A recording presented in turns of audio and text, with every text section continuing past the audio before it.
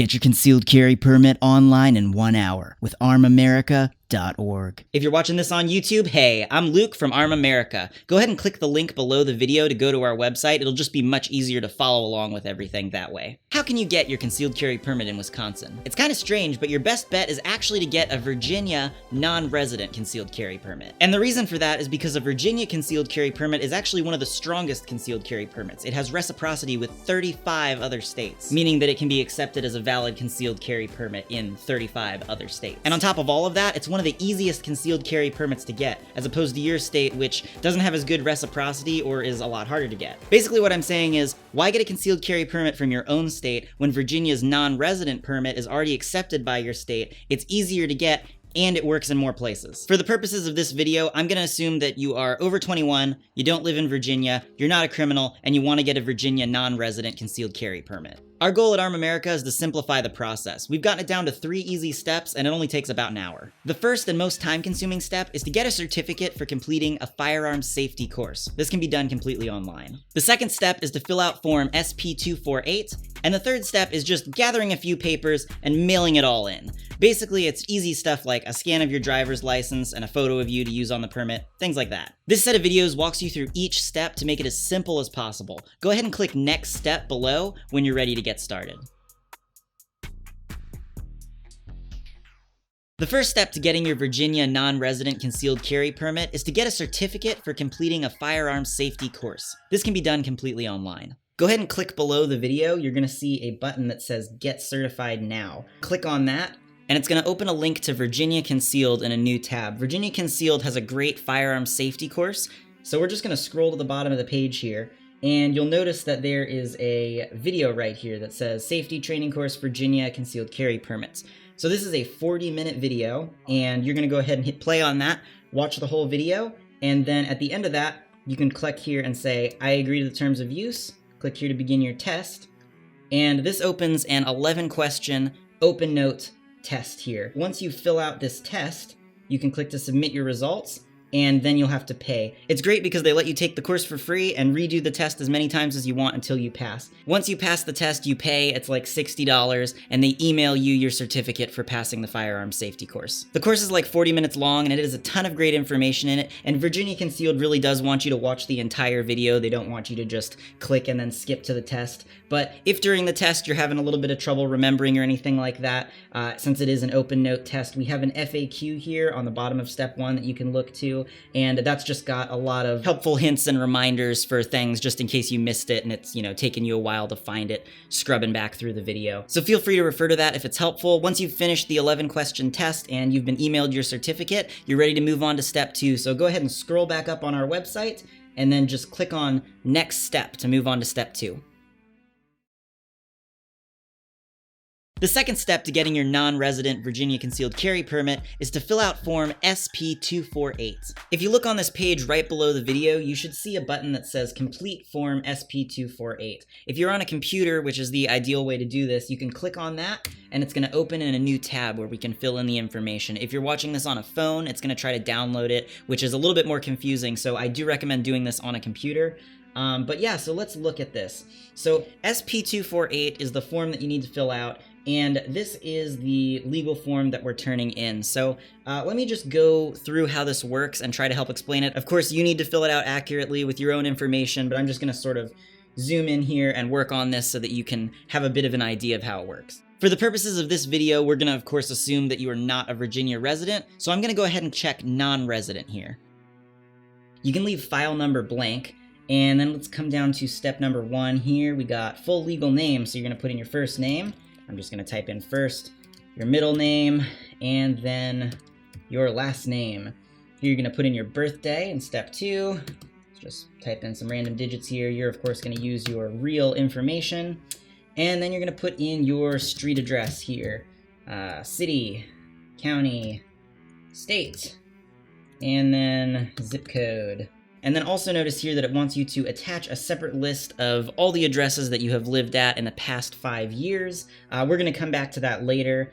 But yeah, so also notice here you've got the option to add your email. I would definitely recommend doing that because then they can just send you an email in 5 years when your permit's about to expire and you can re-up it rather than having to deal with it the other way. Here they want to know a little bit of information about you, how tall you are, weight, sex, race, hair color, eye color, all that good stuff, and social security number. Now, they're not actually allowed to require you to put your social security number, and some people may not want to do it, but I would suggest that you put your social security number because it helps keep it from, it just makes it easier because they're trying to verify your information and make sure who you are, and they can do that without your social security number. But if you just give them your social security number, it makes their jobs easier, so you're more likely to get your permit faster. So put in your social security number there, and place of birth, you're going to enter that. Country of citizenship, of course, is going to be the United States. Phone numbers, and then here we're on to this whole section. This whole section here is basically just, are you a bad guy? So I'm assuming that you're not a bad guy, in which case you're just going to check no on all these boxes. But let's go through what they are real quick, just in case. Have you ever been convicted of a felony? Blah, blah, blah. No. Have you ever been convicted of a misdemeanor? Blah, blah, blah. No. Have you been committed to the custody of the Commissioner of Behavioral Health? Blah, blah, blah. No. Have you been acquitted by reason of insanity? Blah, blah. No. Have you been involuntarily admitted to a facility or ordered to mandatory outpatient treatment if you were subject to a temporary detention? Blah, blah. No. Have you received mental health treatment or substance abuse treatment in a residential setting? Yada, yada, yada. No. Are you the subject of or named as a respondent in a restraining order or protective order?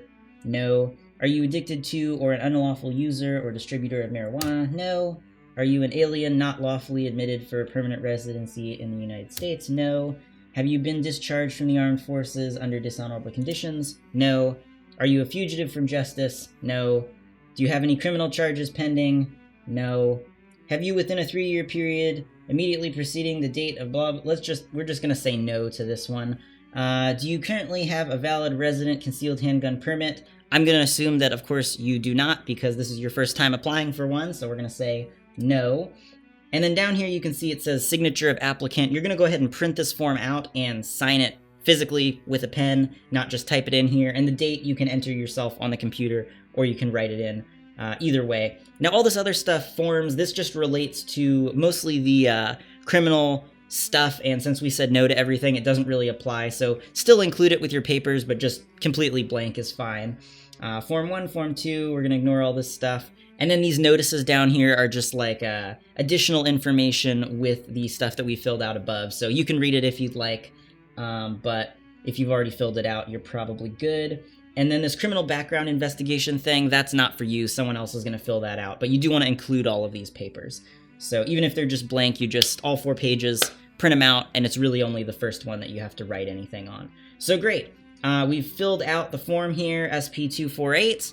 And there is one more thing, though. Now remember up here at step 3, it says to attach a separate list of all the addresses that you've lived at.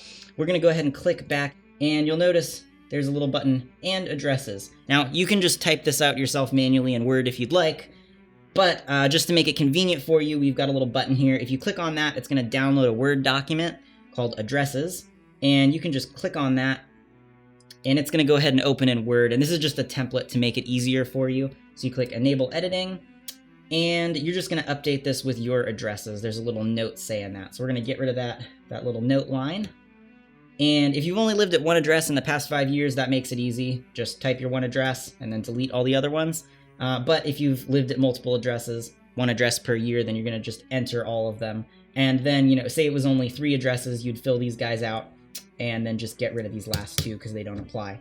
And then you're going to print this document out as well and then include it with the rest of your paperwork. So once you've done all that, you are finished with step number 2. You filled out the form. You should already have your certificate from step number 1, and then you've got your addresses sheet. So print all that stuff out, and you are ready to move on to step number 3. Go ahead and go look under this video. There should be a button called Next Step. So just go ahead and click on that, and I'll see you over at step 3.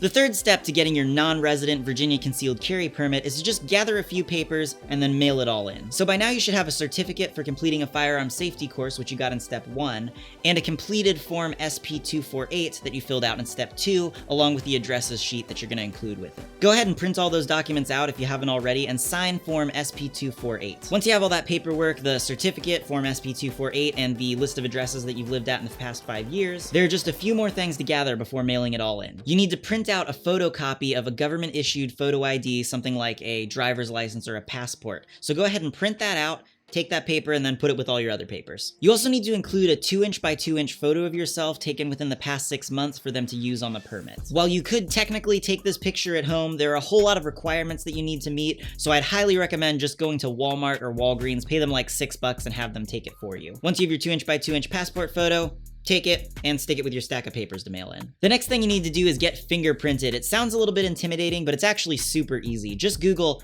fingerprinting services near me and you'll see a whole bunch of results. Go ahead and pick one and go in and get your fingerprints taken. It should cost less than $50. The important thing to get from this is your fingerprints on applicant fingerprint card FD258. Virginia does not accept electronic submission of fingerprints. They'll only accept your fingerprints if you include applicant fingerprint card FD258 with your prints on them when you mail everything in. So make sure to leave with a copy of applicant fingerprint card FD258 with your prints on it.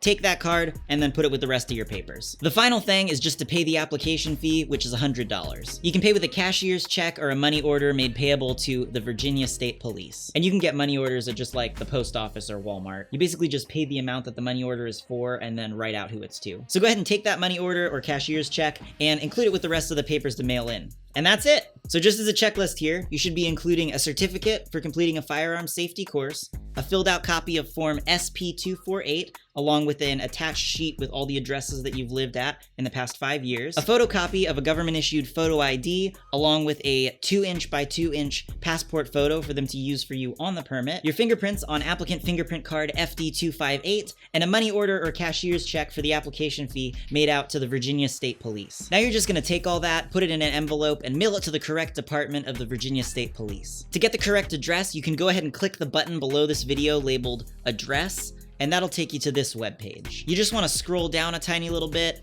and this is the address right here. That's it. Slap some stamps on it, throw it in the mailbox, and your concealed carry permit should arrive within a month or 2. If our website's been helpful in really simplifying the process for you, consider making a donation. We're totally community funded, and we're trying to reach as many people as possible. Also, if you have any friends that are interested in getting their concealed carry permit, or you know someone who's just turned 21, make sure to link them to our site, armamerica.org. All right, guys, well that's it for the video. Thanks for helping make America a safer place.